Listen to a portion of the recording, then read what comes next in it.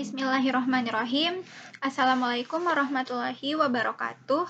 Perkenalkan, saya Siti Nur Azizah Fitriani Akbar, NIM H071171502 akan membahas intisari video dari mana bisnis besar itu dimulai untuk memenuhi tugas mata kuliah Technopreneurship.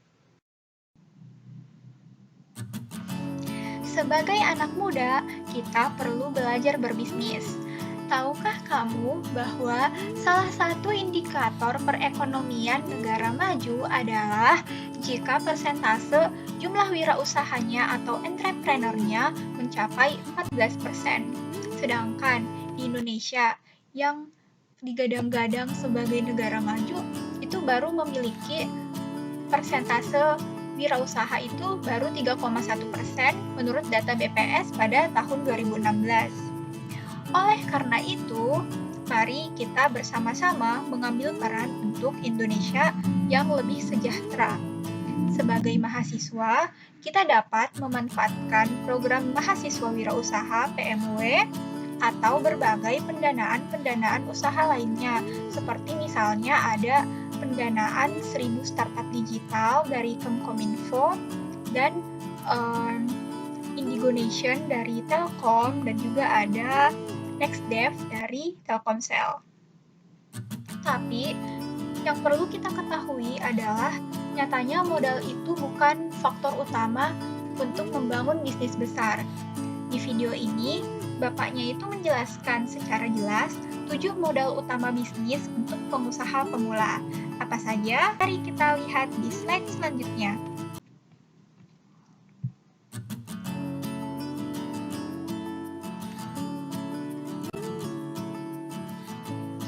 Pertama, keberanian. Dan keberanian itu merupakan 50% keberhasilan. Untuk memulai bisnis, kita itu butuh keberanian. Keberanian untuk memulai, untuk melakukan langkah pertama, akan membuat kita mampu untuk menapaki langkah-langkah selanjutnya dalam perjalanan berbisnis.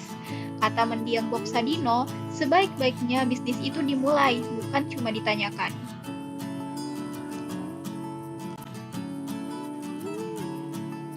Kedua, teknologi. Kita tidak bisa memungkiri bahwa dunia telah memasuki revolusi industri 4.0 yang memasuki berbagai lini kehidupan, termasuk periklanan.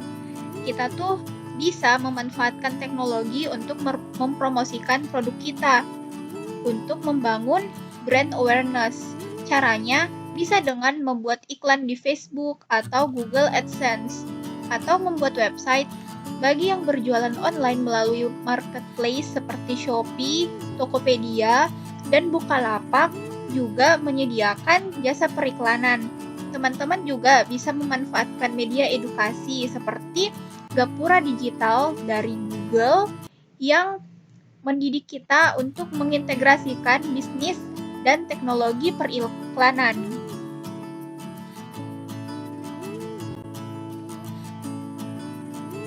Yang ketiga, kita perlu bangun product knowledge.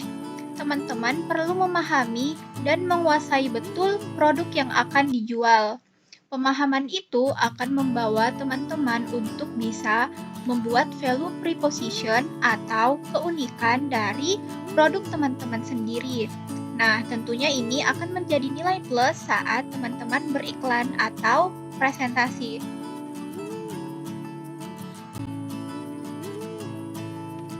Yang keempat, bangun jalur distribusi. Nah, jangan sampai saat sudah banyak customer yang memesan produk ke teman-teman, suppliernya malah ngadat, yang menyebabkan teman-teman sering bilang, maaf, barangnya belum ready kakak. Nah, akibatnya customer tuh jadi pergi satu persatu karena tidak ingin menunggu lama. Tentunya hal ini perlu dihindari ya.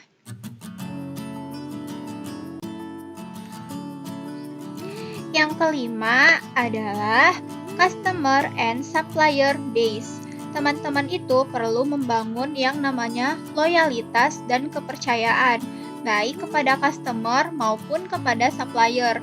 Jagalah kepercayaan mereka sebaik mungkin, karena Ibaratnya kaca itu seperti kaca, sekali retak maka tidak bisa utuh seperti dulu lagi.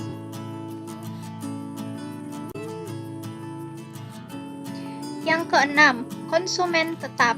Teman-teman perlu memastikan bahwa customer melakukan repeat order.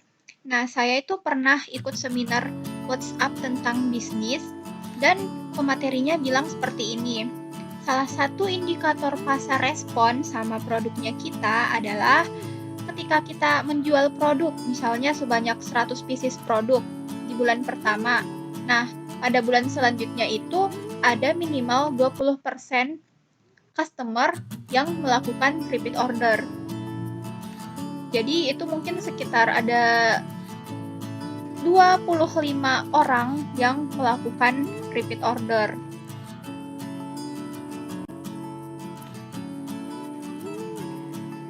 Ketujuh, tempat. Setelah kita selesai dengan 6 hal-hal pokok di atas, selamat. Selanjutnya, kita bisa bangun tempat. Demikianlah tadi video presentasi saya. Kurangnya mohon dimaafkan dan juga terima kasih atas perhatiannya. Wassalamualaikum warahmatullahi wabarakatuh.